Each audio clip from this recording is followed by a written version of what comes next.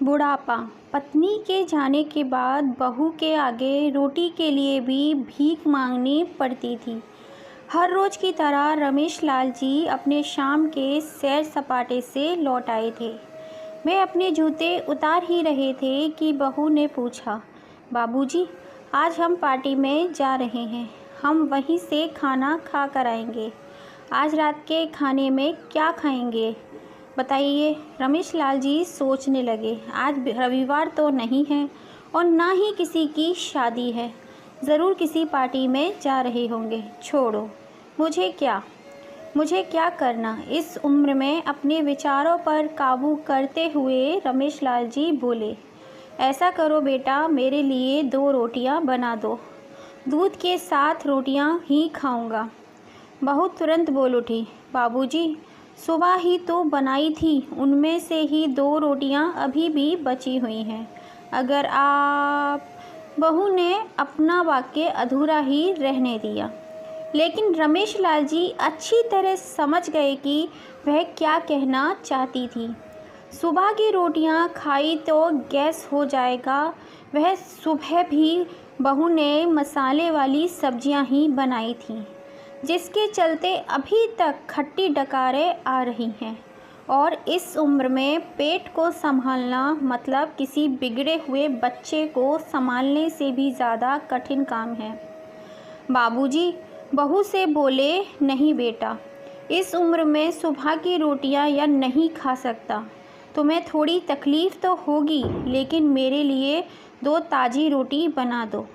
बहू को बहुत गुस्सा आया। वह गुस्से में बड़बड़ाती उठी, अब 2 रोटियां बनाओ या 10, काम तो उतना ही बढ़ेगा।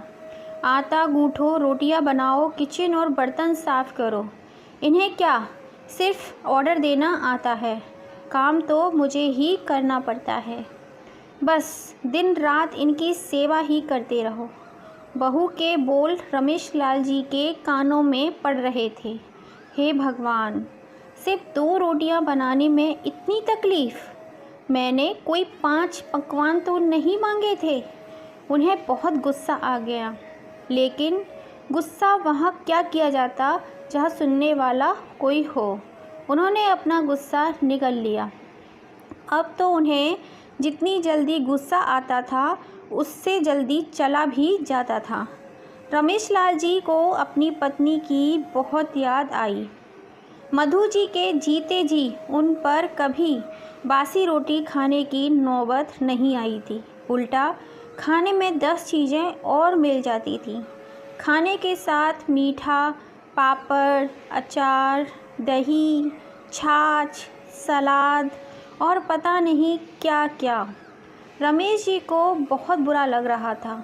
रहने दो बहू, मैं सुबह की ही रोटियां खा लूँगा।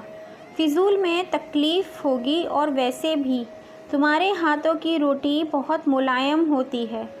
मुझे चलेगा, मेरी वजह से तुम लोगों को देर नहीं होनी चाहिए। बहू को तो जैसे सोने पे पीला मिल गया हो। वह अपनी आवाज़ मीठी करते हुए बोली, बाबूजी, आप चाय लेंगे क्या? रमेश लाल जी ने अपनी चाय पीने की इच्छा को दबाते हुए बोले, वैसे तो कोई ख़ास इच्छा नहीं है चाय पीने की, मगर तुम अपने लिए बना रही हो तो मेरे लिए भी थोड़ी सी बना देना। हाँ बाबूजी, मैं अपने लिए बनाने ही वाली हूँ, आपके लिए भी बना लेती हूँ, बोलकर बहू रसोई घर के अंदर चली गई। रमेश लाल जी खुद से ही बातें करने लगे, अभी तो लाखों की जायदाद है मेरे पास, यह घर भी मेरे नाम पर है और खाते में भी लाखों रुपए पड़े हैं। कभी बेटा इस विषय पे बात करता है तो मैं बोलकर टाल देता हूँ कि ये सब कुछ मेरे बाद तेरा ही तो है।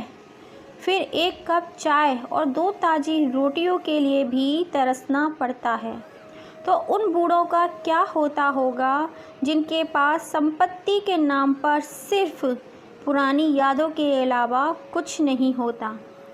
मधु जी को याद करके रमेश लाल जी की आंखों में आंसू चमकने लगे और धीरे धीरे से गालों पर सरके।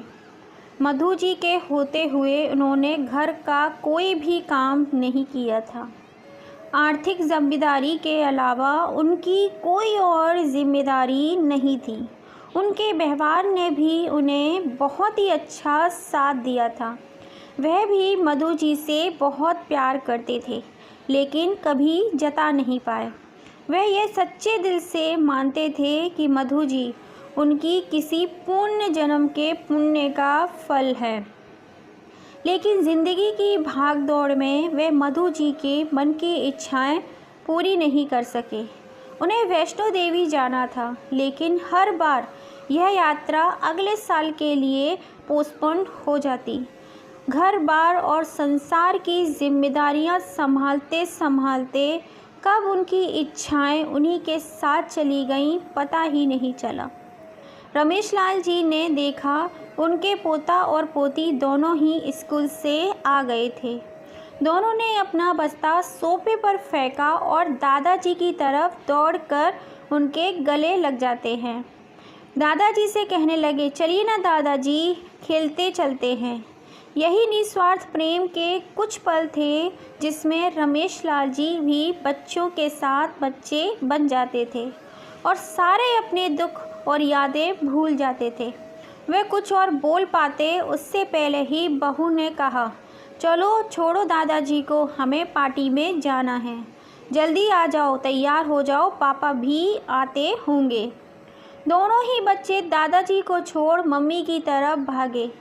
उनकी पोती 7 साल की थी और पोता 5 साल का था। रमेश लाल जी अपनी सोच में डूबे हुए बालकोनी की तरफ गए। बालकोनी में धीमी ठंडी पवन हवा उनका स्वागत किया। बहू उनके लिए चाय बनाकर लेकर आई, बालकोनी में रखी। अपनी कुर्सी पर बैठकर रमेश लाल जी घूंट घूंट करके चाय पी रहे थे। पी क्या रहे थे, निगल रहे थे, क्योंकि चाय के नाम पर सिर्फ कम शक्कर वाला पानी था, ना इलायची थी ना अदरक। रमेश लाल जी मन ही मन सोचने लगे, बहू के जाने के बाद आज खुद से अपने हाथों से चाय बनाऊंगा, इलायची, अदरक और थोड़ी सी ज़्यादा शक्कर डालकर, और उसके साथ ही रोटियां खा लूँगा। रोटियों की याद आते ही उनका मुंह फिर से खट्टा हो गया। चाय ख़त्म होने पर खाली कप लेकर वह किचन में रखने गए तो वहाँ देखा कि बहू और बच्चों का कप धो के पड़ा था। उन्होंने भी अपना कप धोकर रख दिया और अपनी डायरी लेकर बालकोनी में आ गए। बालकोनी में बैठे बैठे उनकी नज़र सूखी हुई तुलसी के पौधे पर गई। उन्होंने एक लोटा पानी डालकर उसमें डाल दिया। कुछ मिनटों बाद ध्यान से देखने पर उन्हें पता चला कि सूखे हुए तुलसी के पौधे में नई कोपलें जैसे मुस्का रही हों। तो उन्हें याद आया, मधु जी हर सुबह तुलसी को पानी और शाम को दिया दिखाया करती थी। अब तो न शाम को तुलसी और न भगवान के मंदिर में दिया जलता है। पता नहीं कितने संस्कार, इतनी अच्छी आदतें मधु जी अपने साथ ही ले गईं। रमेश लाल जी आसमान की तरफ देखकर बोले, मधु, मुझे और इस घर को अभी तुम्हारी ज़रूरत थी। तुम क्यों हमें छोड़कर चली गई? तुमने मुझे धोखा दिया। तुमने हमेशा साथ रहने का वचन तोड़ दिया। तुम मुझे अकेला छोड़कर चली गई। दिनेश लाल जी की आंखें भर आईं। पापा, इतनी ठंडी हवाएं बह रही हैं और आप ही बालकोनी में बैठे हैं, अंदर आ जाइए, नहीं तो बीमार पड़ जाओगे। बेटे रमेश लाल जी से कहा। बेटा और बहू, पोता और पोती सब तैयार होकर पार्टी के लिए निकल रहे थे। किसी ने झूठ मूठ को ही मन रखने के लिए भी उनसे नहीं पूछा कि साथ चलिए। बाबा, आप खाना खाकर जल्दी सो जाइएगा, हमें आने में ज़रा देर हो जाएगी। ज़्यादा देर तक जागना नहीं, आपकी सेहत के लिए अच्छा नहीं है। हमारे पास घर की दूसरी चाबी है, हमारी चिंता मत कीजिए, बेटे ने ये जाते हुए कहा।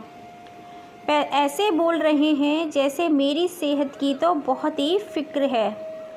कितने दिनों से बोल रहा हूँ डॉक्टर के पास ले चलो। बीपी बढ़ा हुआ है, शुगर भी चेक करवाना है। थोड़ा सा भी चलता हूँ तो हांफने लगता हूँ।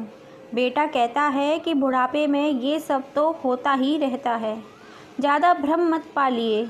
वाह बेटा वाह, बूढ़े बाप के पास बैठने के लिए थोड़ा सा भी टाइम नहीं है तेरे पास, और पार्टी करने के लिए टाइम ही टाइम है।